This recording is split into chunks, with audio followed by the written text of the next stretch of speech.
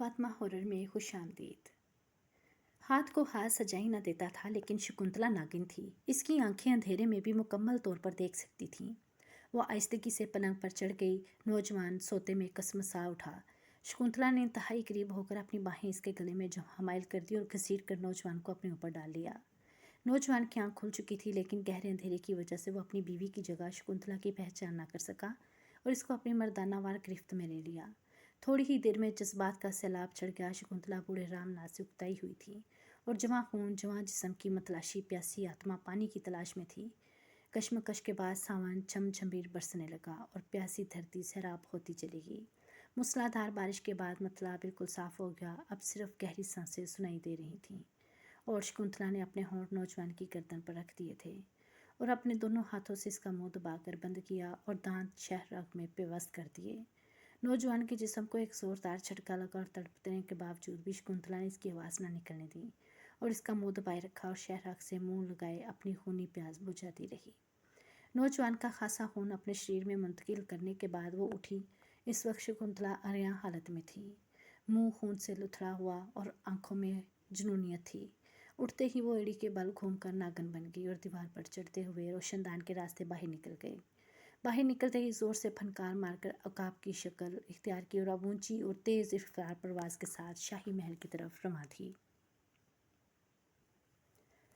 सामरी अपनी हवेली नुमा स्याह काली कुटिया के अंदर इसी पुरस्कार शक्ल वाली लड़की के साथ अपने कमरा खास, जिसे सामरी जादू नगरी कहता था, में खड़ा सफ़ेद शफा मुस्ततील संगे मरमर जैसे पत्थर पर सारा मंजर देख रहा था। इसके सामने ही मलका महल से निकली और अब खून पीकर औकाब की शक्ल में वापस अपने महल में उतरकर बाग से नागिन की शक्ल में कमरा के अंदर दाखिल हुई। महाराजा के पांव पर जहाँ इसने डसा था, मुँह लगाकर सारा जहर चूसा और फिर शकुंतला बनकर महाराजा के पहलू में लेट गई। सामरी ये सब कुछ देखकर मुस्कुरा रहा था और अब इसने संगे मरमर के पत्थर पर हाथ फेरा तो सारा मंजर गायब हो गया। समत्रा, इसने आवाज़ लगाई। हुक्म सामरी। समित्रा हवा के दोष पर तैरती हुई इसके करीब आई। तो कुछ मशवरा दे समित्रा। क्या नागिन शकुंतला के बारे में महाराजा को सब बातें बताकर इसको आग में जला दिया जाए या इसके साथ मिलकर रियासत ताबाना हासिल कर लें? महाराजा रामनाथ के साथ हमारी कोई हमदर्दी या दुश्मनी नहीं। सामरी समित्रा बदसूतूर हवा में तैरते तैरते बोली। लेकिन नागिन नाग देवता की पुजारन है जो जुल्म का होता है और तू काली का सेवक है। दोनों ही कन्याओं का बलिदान मांगते हैं। हमें कोई ऐसा काम नहीं करना चाहिए जो काली ताकतों को आपस में टकरा दे। पर तेरा इतना बड़ा जादूगर होना किस काम का है कि तू रामनाथ का मातहत है? मैं कहती हूँ कि शकुंतला के साथ ब्याह कर ले और ठाठ से हुकूमत कर, ताकि तेरी हुकूमत में सुमित्रा भी इंसानी खून हासिल कर सके। वरना तू मेरे पैर पिछली जानब देख, लोग पहचान लेते हैं। शकुंतला मज़े में है, खूबसूरत लड़की बनकर जवानी के मज़े भी लेती है और खून से प्यास भी बुझा लेती है। ठीक है सुमित्रा, मैं जल्द ही शकुंतला से रब्ता करता हूँ। आज सुबह से शकुंतला नहायत ही शौक और तरोताज़ा लग रही थी। महाराजा के साथ नाश्ता करने के बाद इसने अपना बनाव सिंगार अपनी खुसूसी कनीज़ों से मुकम्मल करवाया। आज इसने महाराजा को कह दिया था कि वो भी दरबार में जाएगी और इसके अलावा वापसी पर पूरे महल का दौरा करेगी, लेकिन ये बात स्वयं महाराजा के किसी और को मालूम न थी। इस वक्त नहायत खूबसूरत लिबास में मलबूस थी कि मलका शकुंतला के नीचे लिबास ज़मीन पर गिरने से बचाने के लिए पीछे लिबास थामे चल रही थीं। आज ख़ास तौर पर ख्वाबगाह से लेकर दरबार तक कालीन बिछाया गया था। पहले दिन जब शादी की रसूम अदा की गई थी, इस वक्त शकुंतला ज़्यादा वक्त घूंघट में रही थी, लिहाजा दरबारियों को इसके हुस्न देखने का मौका ना मिल सका था। लेकिन आज वो अपने हुस्न का मुकम्मल दीदार कराने के मूड में थी। वो महाराजा रामनाथ के पहलू में चलते हुए दरबार में दाखिल हुई। इस वक्त तक तमाम मसाह हसीन पहुंच चुके थे। मलका मारिया भी अपने तख्त पर बैठी थी। तमाम लोग एहतरामन खड़े हो गए। फिर महाराजा और मलका अपनी जगहों पर बैठे तो तमाम मसाहीन सीन भी बैठ गए। आज मलका शकुंतला बगैर किसी घूंघट के पूरे तम तराक से अपनी जगह विराजमान थी और सरकारी कार्रवाई मुकम्मल दिलजमाई के साथ देख रही थी। लेकिन इसकी नज़रें पूरे दरबार पर थी और आखिरकार सपा सलार बलग्राम पर आकर ठहर गई, जो नहायत ऊंचे कद काठ और कसरती जिस्म का मालिक था। एक दफ़ा बलग्राम ने जब मलका को देखा तो उसे देखते पाया अपनी तरफ। थोड़ी ही देर बाद सपा सलार की नज़रें मलका से दो चार हुई तो वो देख रही थी। बलग्राम गड़बड़ा गया। इसने फ़ौरन नज़रें फेर ली, लेकिन जब तीसरी दफ़ा भी इसने मलका को अपनी तरफ मुकम्मल मुतवज्जा पाया तो परेशानी फितरी थी। महाराजा मुख्तलिफ फैसले कर रहे थे और सरकारी कामों के लिए हदायत और अनायत जारी थी, जबकि शकुंतला अब तक सपा सलार को देखे जा रही थी। थोड़ी देर बाद शकुंतला ने महाराजा को मुखातिब करके दरबार से जाने की ख्वाहिश का इजहार कर दिया, लिहाजा महाराजा ने पूरे एजाज के साथ वापस जाने का बंदोबस्त फरमाया। शकुंतला ने अपने तहत से उठते हुए बलग्राम सपा-सलार को साथ आने का इशारा कर दिया। बलग्राम हैरान था कि मलका शकुंतला क्यों इतना ज़्यादा इसकी तरफ मुतवज्जा है।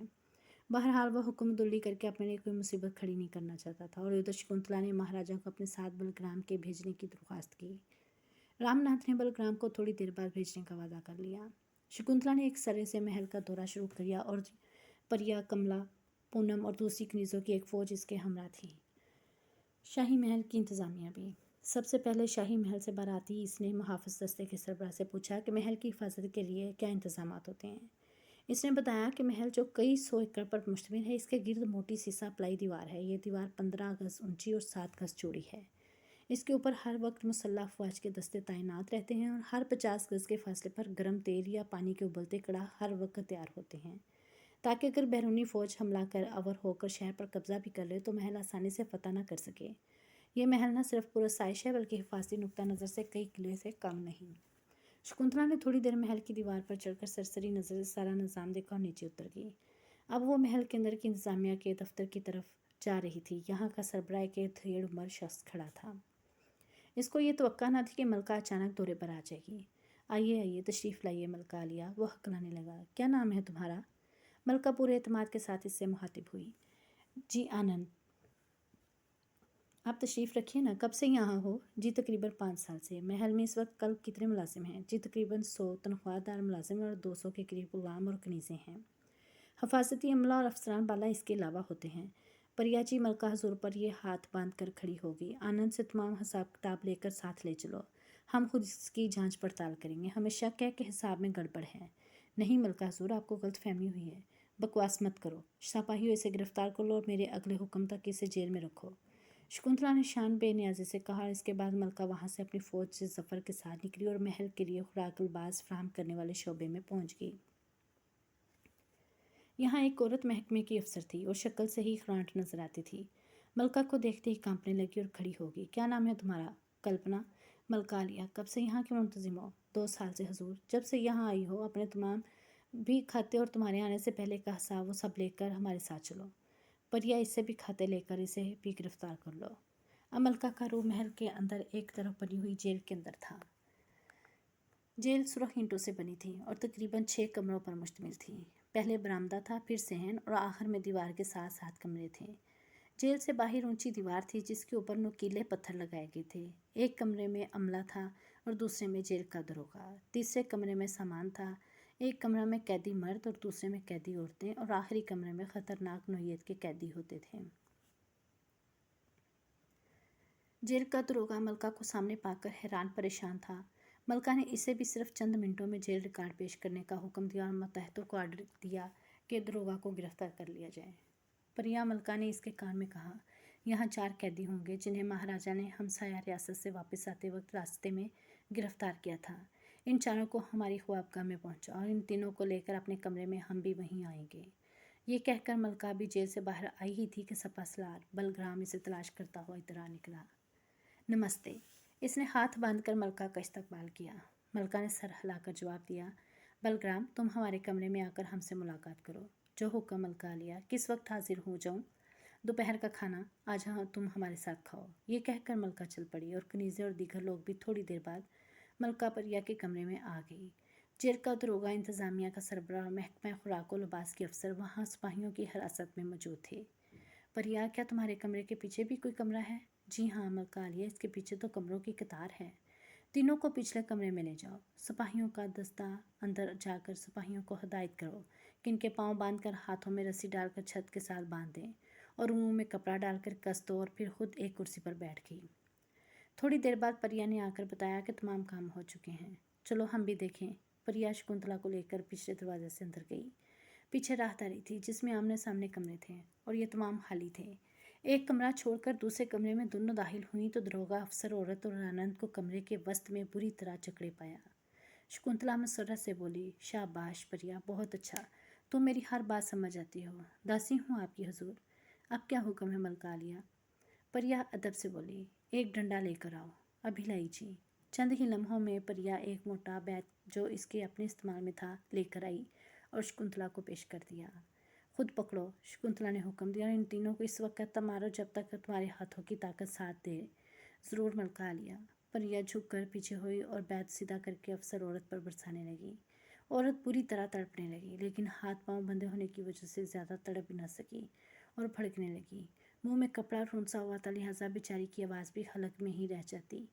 परिया इसकी तकलीफ से कतई नज़र शकुंतला के हुक्म पर इसकी बुरी तरह पिटाई कर रही थी, और शकुंतला बड़ी दिलचस्पी से मंजर देख रही थी। बस करो शकुंतला, हाथ उठाकर बोली, अब इसको शुरू हो जाओ। दरोगा की तरफ इशारा किया और परिया एक गुलाम की तरह अब दरोगा की खिदमत करने लगी। दरोगा भी बेबस परिंदे की तरह फड़क कर रह गए और चुपचाप पिटते रहे। इसके बाद तीसरे कैदी आनंद की बारी आई। इसकी आंखें पहले ही खौफ से फट रही थी, लेकिन शकुंतला को इस बात की परवाह नहीं थी, और परिया अब बैद आनंद के ऐसे बरसा रही थी जैसे गधे को मारा जाता है। तीनों पर खासा तशद्दुद कर चुकने के बाद शकुंतला ने परिया को बस करने का हुक्म दिया। परिया पसीने से शराबूर हो चुकी थी, बाल बेतरतीब और बनाव सिंगार बिगड़ चुका था, और इसकी सांस धूंघनी की तरह चल रही थी। वो बुरी तरह हाँप गई थी। तीनों कैदी लहूलुहान हो चुके थे। अब शकुंतला पहले कमरे में वापस आ गई थी। परिया भी इसके साथ ही। शकुंतला ने परिया को कुर्सी पर बैठकर हालत दुरुस्त करने का हुक्म दिया और खुद इसके बिस्तर पर लेट गई। परिया तौलिए से पसीना पहुँच रही थी। इसके बाद इसने पानी के 2 गिलास पी और फिर अपना हुलिया दुरुस्त करने लगी। शकुंतला लेटे लेटे बोली, इन चारों कैदियों को कहाँ छोड़ कर आई हो? मलका हुजूर आपके कमरे में बंद हैं। इसके हाथ पांव बंधे हैं और चारों की गर्दनें एक ही जंजीर से बांध दी हैं। मुंह में कपड़ा ठूंस दिया है। बहुत खूब, शकुंतला मुस्कुराई। आओ अब वहाँ चलें, और हाँ, अपना बैद और एक हंटर साथ ले लेना। मलका आलिया, शरबत पानी वगैरह तो पी लें, सुबह से थक गई होंगी। नहीं परिया, पानी वानी अपने कमरे में पियेंगे, और तुम्हें भी एक तमाशा दिखाना है। चलें, बांदी तैयार है। परिया फ़ौरन उठ खड़ी हुई। परिया ने ताली बजाई तो एक कनीज़ अंदर आ गई। बाकी कनीज़ों को बुलाओ, मलका को एहतराम से ले चलें। तो थोड़ी देर कई कनीज़ें अंदर दाखिल हुईं और मलका को घेरे में लेकर एहतराम से चल पड़ी।